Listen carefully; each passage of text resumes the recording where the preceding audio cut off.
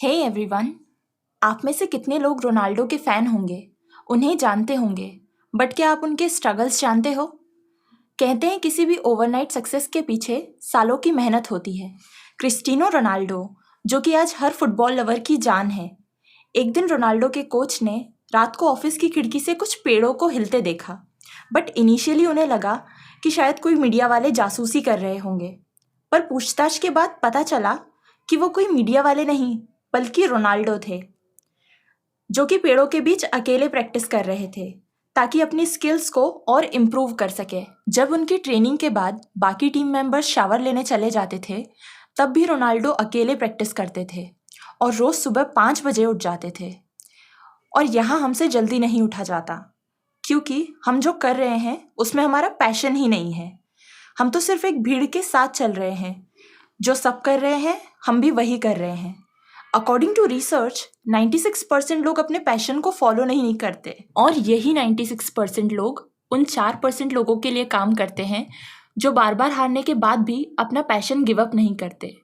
Losers हमेशा excuses देते रह जाते हैं कि पैसा नहीं है, सपोर्ट नहीं है, एक्सेट्रा एक्सेट्रा, पर विनर्स चाहे जैसी भी सिचुएशन हो रास्ता निकाल ही लेते हैं। रोनाल्डो की लाइफ में भी कई प्रॉब्लम्स आई, पर ये प्रॉब्लम्स उनका पैशन फॉलो करने से उन्हें नहीं रोक पाई।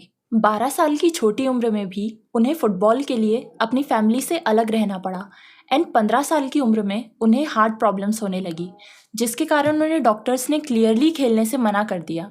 बट अब तक तो फुटबॉल रोनाल्डो की जान बन गया था और उनके पास सिर्फ 2 ही ऑप्शंस थे, या तो वो फुटबॉल खेलना छोड़ दे या तो एक रिस्की सर्जरी करवा ले, एंड ऑब्वियसली उन्होंने दूसरा ऑप्शन चुना। इन सब से रिकवर कर ही रहे थे तब उन्हें एक और शॉक मिला। ज़्यादा शराब पीने के कारण उनके पापा की डेथ हो गई। इससे रोनाल्डो काफ़ी अफेक्ट हुए। उनके पापा की डेथ के बाद घर का खर्चा चलाने के लिए उनकी माँ को लोगों के घर में काम करना पड़ा। लेकिन इतनी प्रॉब्लम्स के बाद भी रोनाल्डो ने अपने पैशन के लिए मेहनत करना नहीं छोड़ा। ये होता है पागलपन, अपने पैशन के लिए, अपने सपने के लिए। एंड इसी पागलपन की वजह से रोनाल्डो आज मिसाल बन गए। रोनाल्डो के फिटनेस कोच मैरी ने बताया कि चैंपियन लीग का मैच खेलने के बाद जब रोनाल्डो रात के 2 बजे घर पहुंचे तो उनके सारे टीममेट्स अपने अपने घर चले गए, लेकिन रोनाल्डो सीधा ट्रेनिंग सेंटर जाकर वर्कआउट करने लगे। मैच जीतने के बाद और इतना बड़ा खिलाड़ी बनने के बाद भी वो रुकने का नाम नहीं लेते। और यही होता है एक विनर का एटीट्यूड, जो किसी और से नहीं बल्कि खुद से compete करने से आता है, खुद को और बेटर बनाने के लिए।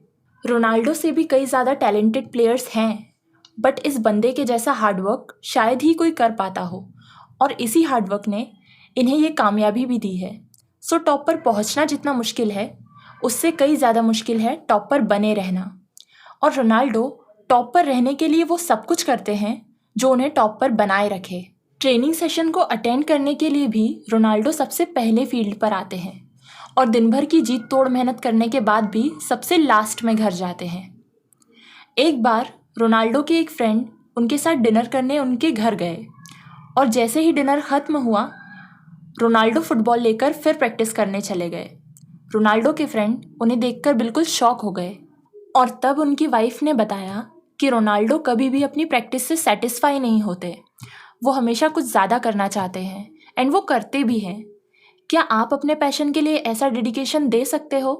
वाई नॉट, ज़रूर दे सकते हो, बट अपने उस सपने को फॉलो करो, उस पर मेहनत करो जब तक वो सपना पूरा ना हो जाए, चाहे उसके लिए दुनिया इधर की उधर ही क्यों ना करनी पड़े। और क्या आप भी रोनाल्डो के फ़ैन हैं? Do let me know in the comment section, and if you like the video please subscribe to our channel.